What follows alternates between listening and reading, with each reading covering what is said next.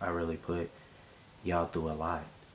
So maybe it is time to like I'm sorry that really put you through that. Click the link in the description right now, man, or you guys could go ahead and use this QR code. Complete the survey and complete all of the deals, and you guys gonna get that $750 into your Cash App account. Answer these little questions. Enter email. It don't even matter what email you want to use. You know, after you punch your email, go ahead and insert your information. You definitely want them text me reward updates. So if I were you, I would recommend you go ahead and click text me reward updates. Now we here on the survey. Answer all of the questions on the survey.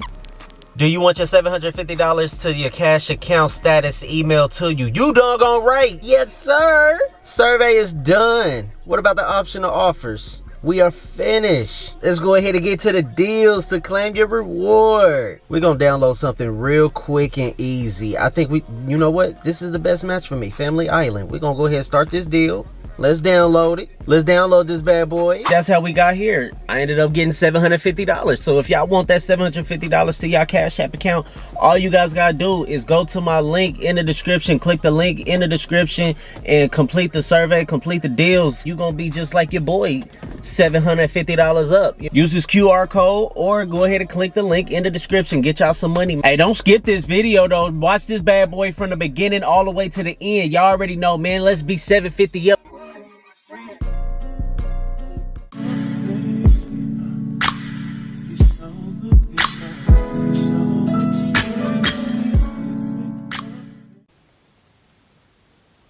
Are you ready? Am I ready? Mm-hmm. Are you ready? Mm-hmm. I feel like we got a lot to get off our chest. We have to vent. And it's crazy. I don't even think we haven't vent like this to the gang. I don't know how long. Yeah. It's been some years.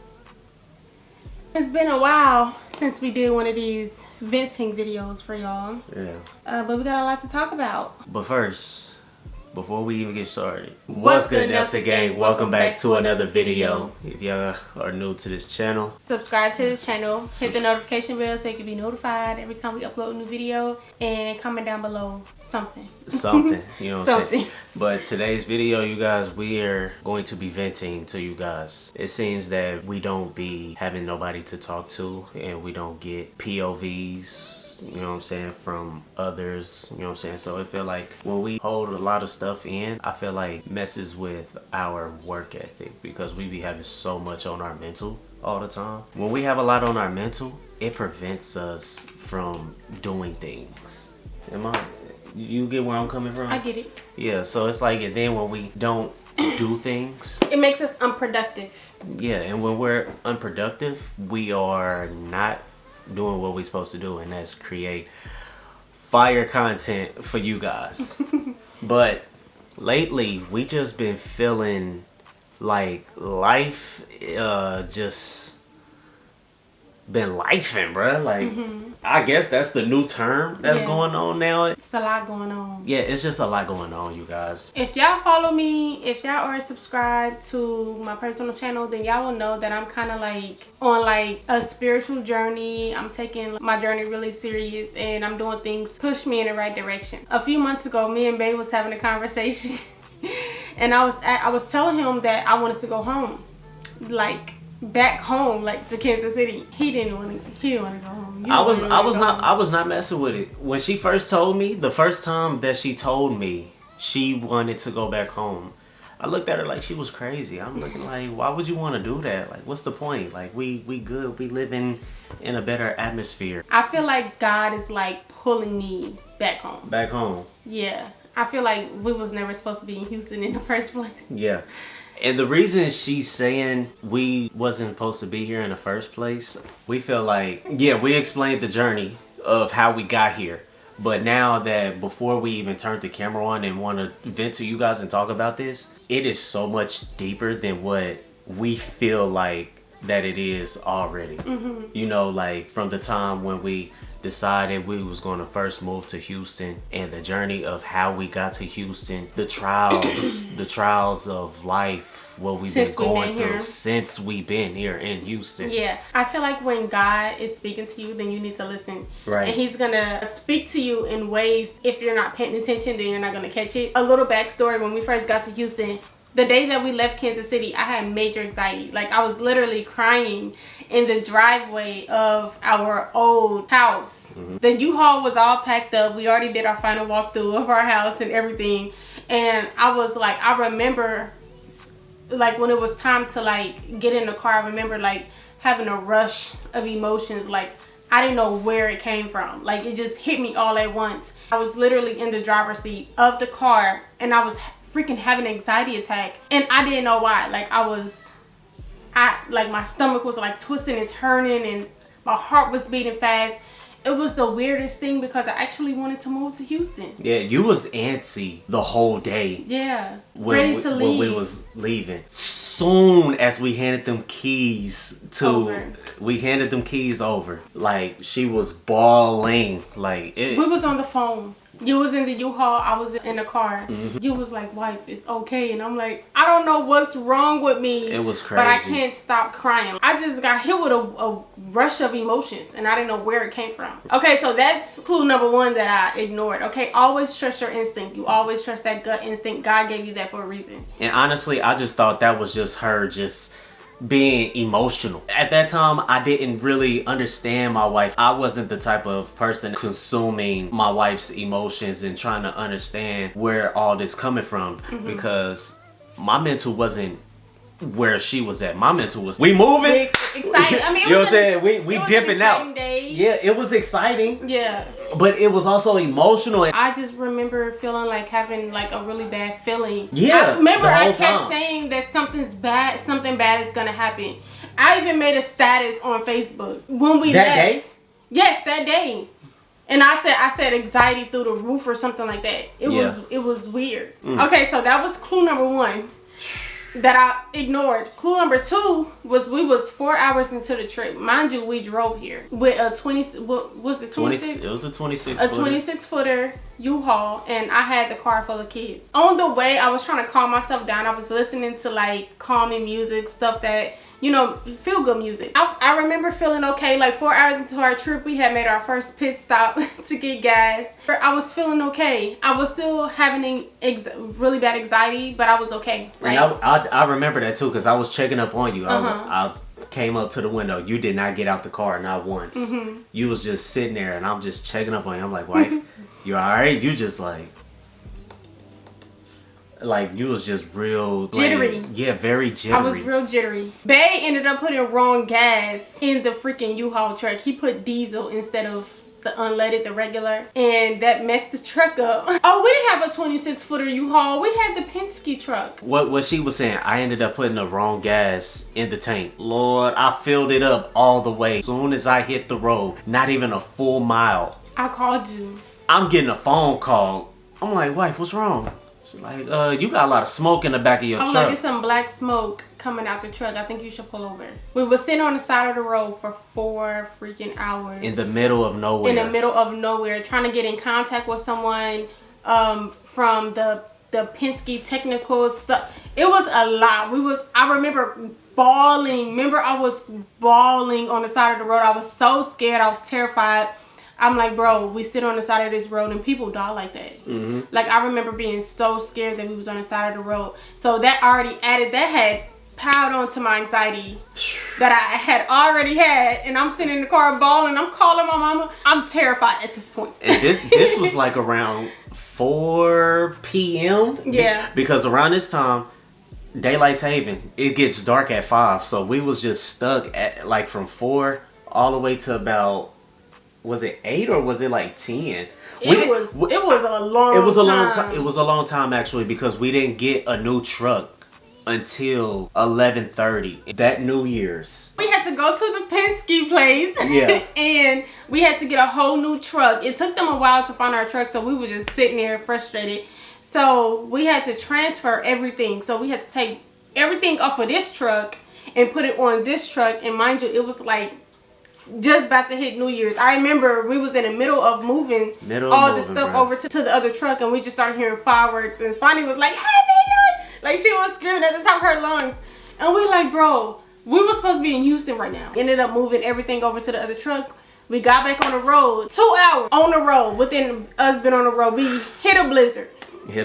Actually, hit a blizzard. We was like, look, let's take a break. We've been on this road for a very long time. We stopped at a hotel. We stopped at a hotel in Oklahoma. We was about to get the hotel. We was like, dang, if we get this hotel, we're going to be stranded here because it's going to be too much snow. It was a blizzard. To move forward. So we like, you know what? Instead of stopping, I feel like we should just go ahead and at some point, we're going to get out of the blizzard. Right. We ended up taking a nap. I don't know how. We were so tired. We was only sleep for like an hour. For an hour? Yeah. We woke up in the wind and so you mean to tell the windshield and everything was covered in snow. You mean to tell me in an hour that was basically 2 inches of snow? Yeah. It was coming fast. 2 inches of snow. So that right there was definitely another sign that we were No. wife. That was another sign right there. Okay, so we decided that we wasn't gonna stay in that area, so we ended up getting back on the road. We was trusting each other. We was on the phone the whole time because he was in the U-Haul, I was in the other car with the kids, and we on the phone this whole time like, babe, what we gonna do? Like, I feel like we should keep moving so we don't be stranded here for a couple of days. This wasn't a part of the plan. So we ended up getting back on the road. Mind you, the further we drove, the heavier and thicker the snow got. We literally from Oklahoma City to Dallas, to the top of Dallas, like the Dallas. north side. Like, that's a 4-hour trip. It took us 8 hours to get to Dallas. It took us 8 hours just. It was insane. Just for us to see the sign, "Welcome to Texas." Mm-hmm. We stopped at the nearest gas station and we said we're gonna park it right here because in between the time of driving from Oklahoma to the top of Dallas, we saw so many cars like in ditches, sliding in ditches, like car accidents, trucks. It was just getting scarier and scarier. Dangerous. It was very dangerous. Yeah. So imagine just seeing all that in the middle of nowhere and you just hoping and praying like, Lord, let's make it to. We see some lights because we didn't see anything at all. Me and wife on the phone talking like, you good back there? She like, hold on, slow down, I'm sliding. I ain't even pushing the brakes. I'm just gliding at this point. I'm like, you good? I didn't push on the brakes either. We did not push on the brakes. It was getting so much traffic to the point that people started following us. Yeah. Because once you start driving on snow, you're gaining tracks. So now and you was in front of me, so you had the bigger tracks and I had the smaller tracks. And right. I was just following your every move. Right. You could get through it, I couldn't. And that's how it was, but once we got to Dallas, the snow was still coming down real heavy. Yeah, it was still coming down heavy. So we pulled over and you parked the truck, the moving truck, and you got in the car with us. So right. It was all of us in the car. We had to take a nap. We literally at the gas station sleep for at least an hour and a half. That's all I needed was an hour and a half to rejuvenate. I'm like, babe, we gotta get back on this road. We gotta go. We can't just be sitting up at this gas station. Thank God the roads were a whole lot better in Dallas. Whole lot. Oh, but it did take us a while. Actually, we wasn't in Dallas. No, we wasn't. We were still in Oklahoma, like. We was at the top, the border. Yeah, that border. We was at that border of Oklahoma and Texas. We was on the road for a full 24 hours. The trip was actually supposed to take us 12 hours. It was supposed to take us 12 hours. We was on the road for an additional 12 hours. So that was red flag number 3. I feel like God was just telling us, like, turn back around. Turn back around. Just go back home. And I remember saying, I think I was on live when we got to Mom's house. Yeah. And I was like, I can't go back home because there's nothing left for us in Kansas City. Mm-hmm. Like, we have no place to live in Kansas City. Like, right. We had just turned in our keys to our place, so we didn't have nowhere to go. So we knew that we for sure had somewhere to go in Houston. So we had stayed at Mama's for a day. A day and a half. We stayed there for a while, and then we headed here to Houston. And then as soon as we got here, like 2 weeks in, it was a whole nother blizzard, and we didn't have power for 3 to 4 days. No, that was longer than 3 to 4 days. Actually, that wasn't even a blizzard. That was a little bit of snow. It was a drizzle. Yeah, they told us that it was going to be a snowstorm coming to Houston. We like, it's like, that ain't nothing. It's cool. They snowstorm was a little bit of snow in the grass. A little bit of snow on the grass with no electricity. So that's red flag number 4. And then we was a year into our lease. Our landlord decided he was going to sell the house. And mind you, everything was going smoothly That whole year. That whole year, everything was going smooth. Our lease was actually over in February. No, January, because we moved January 1st. Right. So January 1st, actually December 31st was the end of our lease. But I had a conversation with him and he said that we could stay until he sold the house. I guess he sold the house sooner than expected because he hit us up January 15th. And he was just like, okay, well, y'all have 30 days, basically 30 days to move. So we had to move February 15th. And we didn't find a house. Mind you, I was very pregnant. Very pregnant. Very stressed. Because red. now I got to look for a house. Red flag number 5. Still trying to create content. So we already had our realtor on trying to find a house. But at that time, the market was shit. It was tragic. It was crazy. It was definitely Inflation tragic. was crazy. Our realtor was trying to find us something. He couldn't find us something fast enough. We stayed in Houston, but we got an Airbnb for a week. And then when he still didn't find us nothing in that time, we didn't want to keep wasting money on Airbnb. So I had called my mom and she was like, look, the best thing I can do is tell you to come here. So we ended up going to her house. We actually found a house when we got to her house. And this a whole little backstory. Wait a minute, let me scoot up. Hold on. We was coming with 2 months rent plus deposit. They hit us up and was like, okay, well, we found somebody that's gonna give us 3 times the rent plus deposit. How much was that house? $2,000 a month? I think it was about 2 so bands. we was coming with like we was coming with 6 bands. About 6. And they was coming with 8 bands. And you know, the highest bidder is the one that's gonna get it. Cause we like, wait a minute, you mean to tell me that y'all want $8,000? Y'all want $10,000? If we would have outbid them, we would have had to pay $10,000. That's literally a down payment on a house if you want to buy a house. So we like, okay, well, you know, it is what it is. We'll find another house. Honestly, that stressed us out. We stopped. We stopped because I was about to give birth to Royal. So we said, okay, once Royal get here and I finish my 6 weeks postpartum, we can move. We're going to try to find something again. So once that passed, Mike and Masani ended up having to go to Kansas City for the summer. Literally on the day that I hit 6 weeks, we was in Kansas City dropping off Mike and Masani to their dad. Yeah. So when we came back, we like, dang, now we can't do nothing until they come back home. They came back home August 1st. When they came back home, we was like, let's work on continue the process and we're gonna try to find something now. Right. The middle of August. The middle of August, Mike and Masani had only been home for like 2 weeks at that time. Yep. The realtor was like, look, I found a house. Y'all can come look at it. Boom, boom, boom. It's this much, blah, blah, blah. So we're like, okay, we took a road trip the next day from Dallas to Houston. And we like the house, which is the house that we're in now. So we ended up putting down a down payment on this house. And then we went back to my mom's house. We couldn't move until the 1st. So we ended up coming back on the 1st. And that's how we got here. Right. The first time that we was ever without a home was when we was in Texas. I feel like we were never supposed to be here. Right, because that was so many red flags that we ignored that was right there in front of us. Yeah. I didn't listen to myself like how Rah was listening to herself. I'm thinking the whole time like, look, like chin up, we're gonna be fine.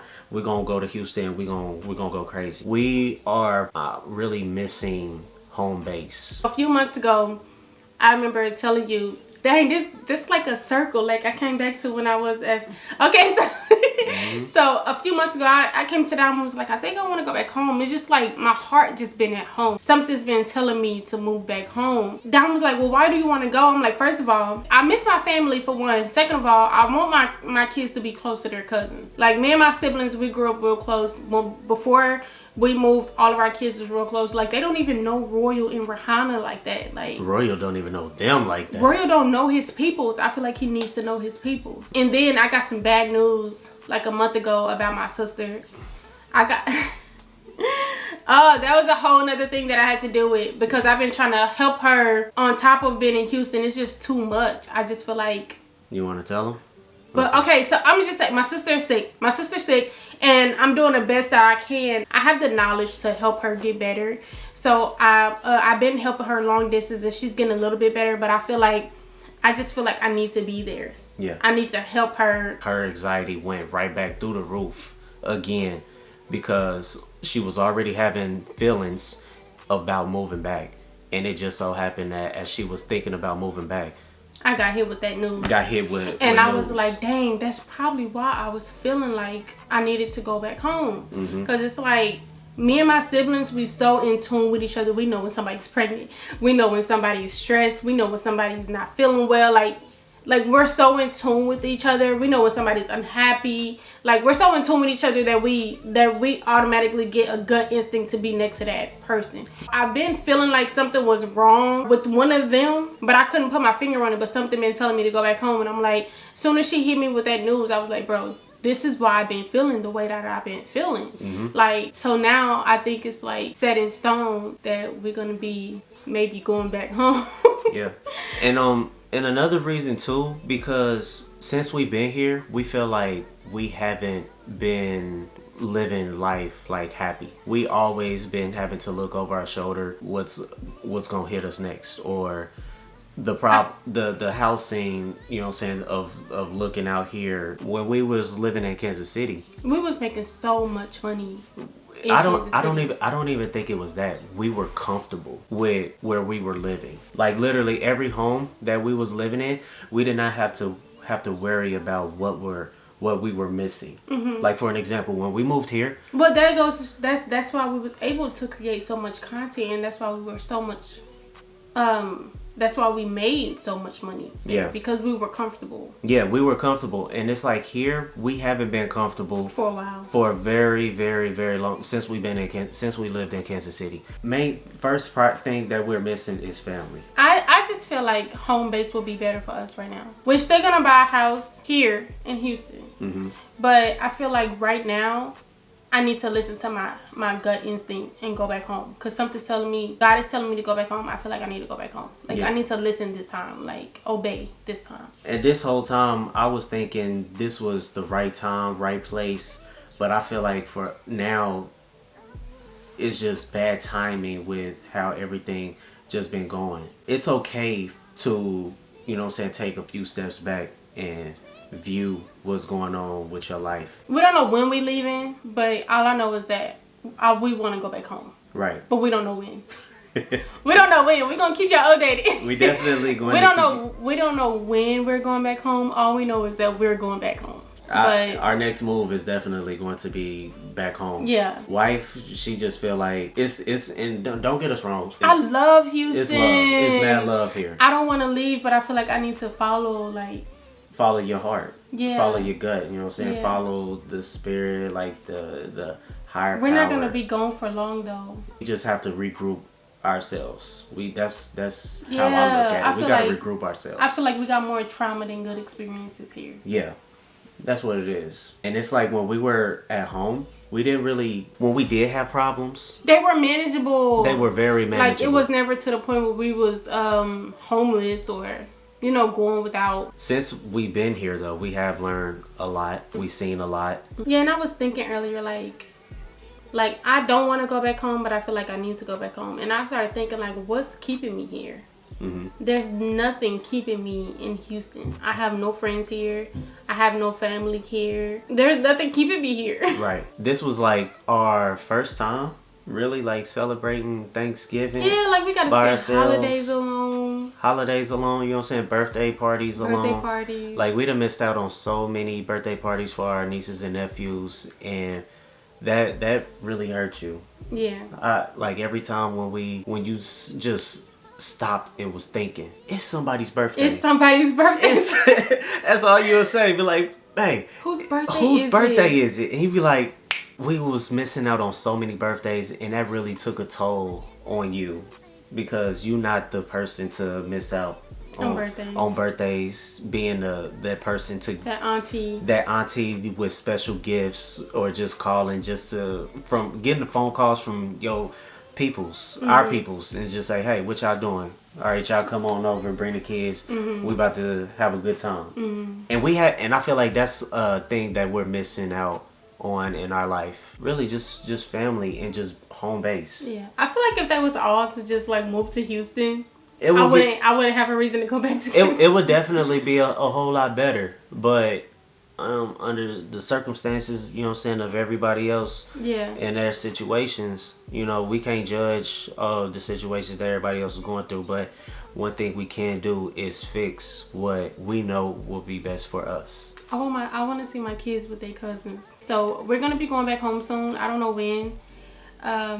Maybe in like the next few months, I'm not sure, but we'll keep y'all updated, and of course y'all gonna go through the whole process with us again.